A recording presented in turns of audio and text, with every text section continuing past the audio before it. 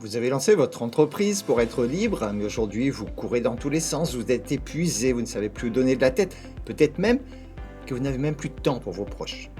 Bienvenue dans cette vidéo, je suis Jean-Pierre Lebon, formateur en relations humaines et chef d'entreprise depuis un peu plus de 40 ans. J'aide les micros et petites entreprises à simplifier leur gestion au quotidien. Je vais vous montrer 5 bases essentielles qui permettent de gérer une entreprise de façon performante et sans stress. La première base, c'est de bien cerner le besoin de votre client. Ne commencez pas par le produit, commencez par le besoin, bien sûr. Vous pourriez avoir le meilleur, le plus magnifique, le plus beau produit au monde. S'il ne répond pas à une attente, il ne servira à rien, il ne se vendra jamais. Donc pour cela, changez de perspective. Mettez-vous d'abord à la place du client.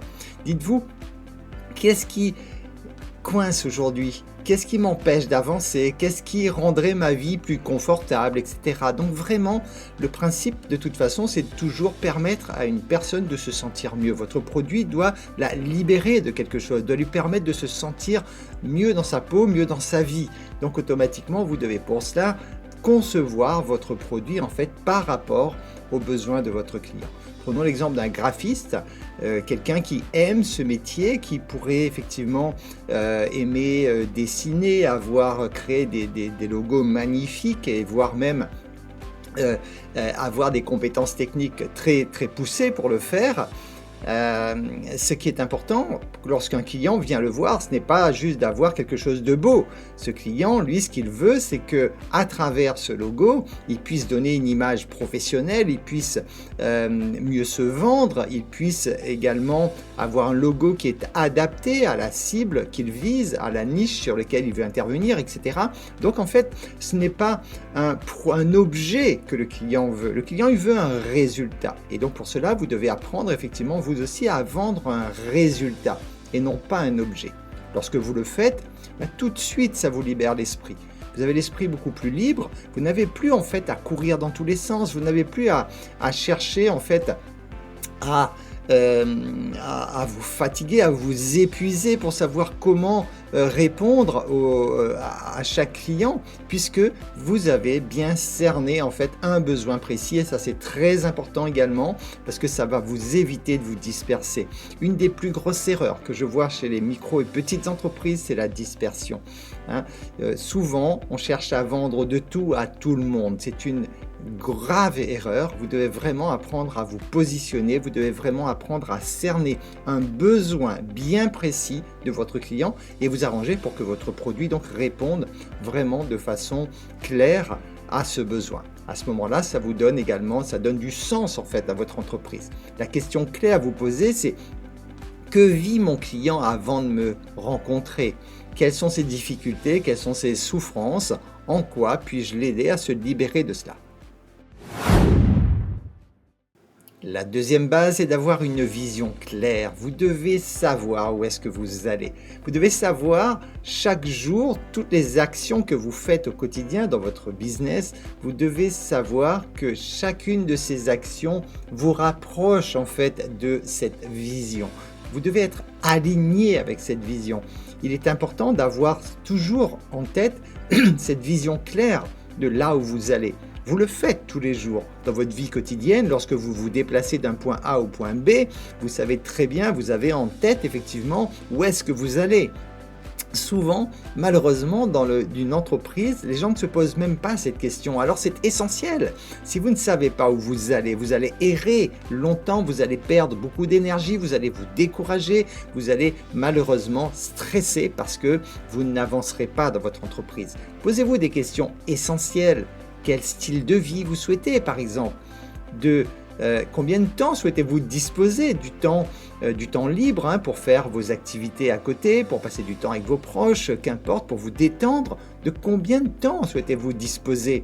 Quel type de client vous voulez avoir? Est-ce que vous voulez travailler avec des enfants? Est-ce que vous souhaitez travailler plutôt avec des personnes actives, avec des seniors? C'est important de bien cerner tout cela. Vous devez avoir une vision globale, claire de ce que vous voulez. Comprenez bien que tout ce que vous allez créer dans votre vie, à travers votre vie personnelle et également votre vie professionnelle, tout se passe en fait à partir du moment où vous l'avez imaginé. Donc vous devez pouvoir avoir cette vision claire de là où vous allez. Le grand danger, grand danger concernant la vision, c'est de vouloir suivre les rêves des autres. Ne faites pas juste d'observer les gens en vous disant « Tiens, ce que fait cette personne fonctionne, je vais faire pareil ». Ça, c'est une erreur monumentale de faire cela. Parce que ce que fait cette personne fonctionne pour elle, parce qu'elle est alignée avec, parce que ça correspond à sa vision. Et donc, elle a toute son énergie qui est en adéquation avec ce qu'elle fait. Si vous cherchez juste à copier ce que fait quelqu'un, mais que vous ne ressentez pas, vous n'avez pas les émotions, les sentiments nécessaires associés à votre business, ça ne fonctionnera pas pour vous. Donc apprenez vraiment à vous écouter. Quels sont vos rêves à vous? Quelle est votre vision? Où voulez-vous vous rendre à travers cette activité professionnelle? Ce sont des clés essentielles que vous devez absolument poser et gérer pour vous libérer du temps, pour pouvoir tranquillement chaque jour en fait travailler sereinement. Lorsque vous avez une vision claire, vous ne perdez pas de temps à aller dans tous les sens. Chaque jour, vous faites un petit pas tranquille, mais qui vous rapproche sans cesse de votre objectif final, donc de votre vision. La troisième base est d'avoir une stratégie adaptée. Vous le savez, une entreprise fonctionne sur un concept de vision, stratégie, plan d'action. Donc la vision permet effectivement de savoir où est-ce que vous allez. La stratégie va vous permettre de vous poser la question qu'est-ce que je vais utiliser comme moyen pour y aller. Et le plan d'action, ça va être effectivement les actions à mettre en œuvre au quotidien pour respecter la stratégie et aller donc vers votre vision.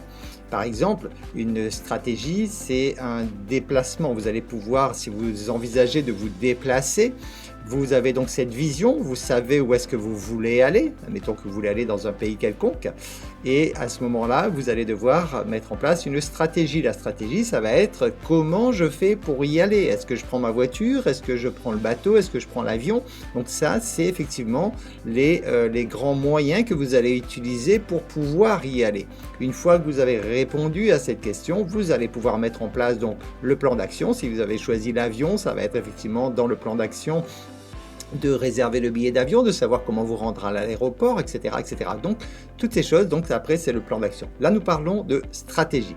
Donc, vous devez, en fait, adapter votre stratégie à vous. Une stratégie, c'est propre à vous, c'est personnel, ça dépend du temps dont vous avez de disponible, ça dépend de l'énergie que vous êtes prêt à mettre dans votre entreprise, ça dépend des ressources financières que vous avez à consacrer à votre entreprise. Si vous voulez copier la stratégie, par exemple, de Amazon, hein, pour le citer, et que vous n'avez pas les moyens financiers de Amazon pour le faire, vous aurez du mal à y arriver. Donc bien sûr, vous allez devoir à chaque fois adapter en fait ce que vous avez de disponible, les ressources que vous pouvez avoir ou que vous pourrez avoir bien sûr, hein, parce que si vous pouvez très bien ne pas avoir l'argent nécessaire à ce jour, mais trouver les solutions pour avoir les moyens nécessaires pour mettre en place votre projet. Donc tout cela, il s'agit en fait effectivement de construire votre stratégie par rapport à toutes ces choses qui vous constituent. Une stratégie, par exemple, pour un commerce de proximité, il va devoir construire sa stratégie en étudiant d'abord en fait son environnement, qui sont les concurrents, qui sont les clients potentiels, à quels besoins justement il va répondre, quels besoins du client il va pouvoir répondre, etc. C'est lorsqu'il aura répondu à ces questions qu'il pourra construire en fait sa stratégie.